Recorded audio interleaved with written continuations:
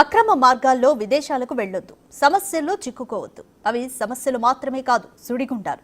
ఏదోలా వెళ్ళాలి అనుకుంటే వెళ్ళొచ్చేమో కానీ తిరిగి రావడం మాత్రం కష్టం. అక్రమ మార్గాల్లో అమెరికాకు వెళ్లి ట్రంప్ ఇచ్చిన షాక్తో తిరిగొచ్చిన వారు చెబుతున్న మాటలివి. ట్రంప్ నిర్ణయం సరైనదా కాదా అనేది కాసేపు పక్కన పెడితే అమెరికా ప్రభుత్వం అక్రమంగా ప్రవేశించిన వారిని వారి సొంత దేశాలకు ప్రత్యేక విమానాల్లో తరలిస్తోంది. ఇది కొంతవరకు గొప్ప విషయంగానే చెప్పుకోవాలి.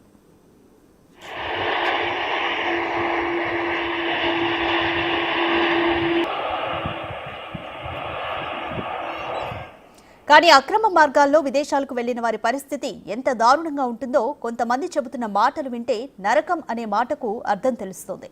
పంజాబ్కు చెందిన హర్వీందర్ సింగ్ అనే వ్యక్తి అమెరికాలో వర్క్ వీసా కోసం ఓ ఏజెంట్కు 42 లక్షలు ఇచ్చి మోసపోయాడు. కానీ ఎలాగైనా అమెరికా వెళ్లాలని నిర్ణయం తీసుకుని కొని తెచ్చుకున్న సమస్యల గురించి ఆయన ఇలా చెప్పుకొచ్చాడు.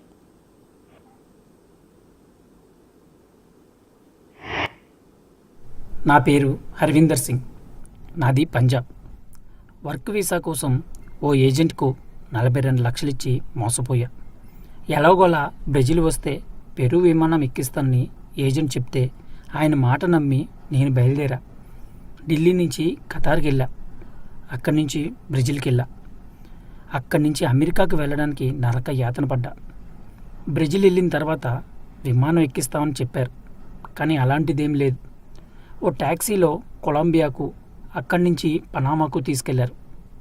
అక్కడ ఒక నౌక ఎక్కిస్తామన్నారు, కానీ అక్కడ ఎలాంటి ఏర్పాట్లు లేవు. 2 రోజుల పాటు అక్రమ మార్గంలో ఎక్కడికో తీసుకెళ్తున్నారు. తెలిసిన వారు ఎవరూ లేరు.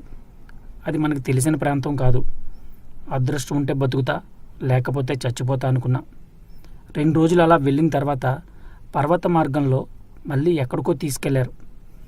మెక్సికో సరిహద్దుకు వెళ్ళిన తర్వాత మమ్మల్ని ఒక చిన్న బోట్లో కుక్కేశారు.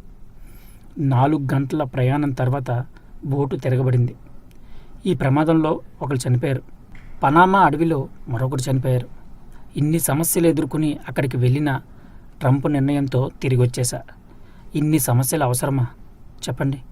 అనుభవంతో చెప్తున్నా, ఎవరూ అక్రమంగా విదేశాలకు వెళ్ళే ప్రయత్నం చేయొద్దు.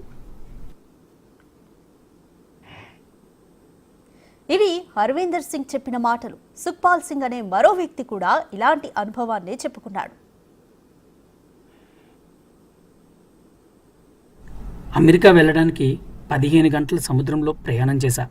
ఆ తర్వాత 45 కిలోమీటర్లు పర్వత మార్గంలో తీసుకెళ్లారు. ఈ మార్గాల్లో ఎవరైనా గాయపడితే అంతే సంగతి. దిక్కు మొక్కు ఉండదు. చావు ఒక్కటే మార్గం. అదృష్టం కొద్దీ నేను ప్రాణాలతో మిగిలా, కానీ చనిపోయిన వాళ్ళు చాలామంది ఉన్నారు.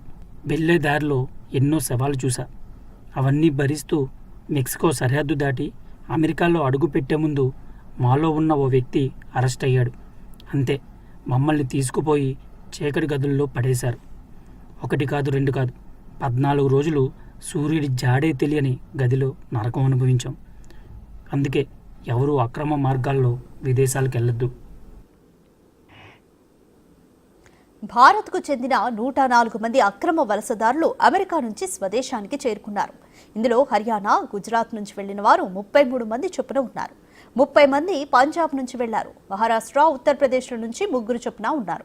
చండీగఢ్కు చెందిన వాళ్లు కూడా 2 ఉన్నారు. అమెరికాలో 7 లక్షల మందికి పైగా భారతీయులు అమెరికాలోకి అక్రమంగా ప్రవేశించారని ట్రంప్ ప్రభుత్వం ఆరోపిస్తోంది. అందరినీ త్వరలో పంపించేస్తామని చెబుతోంది.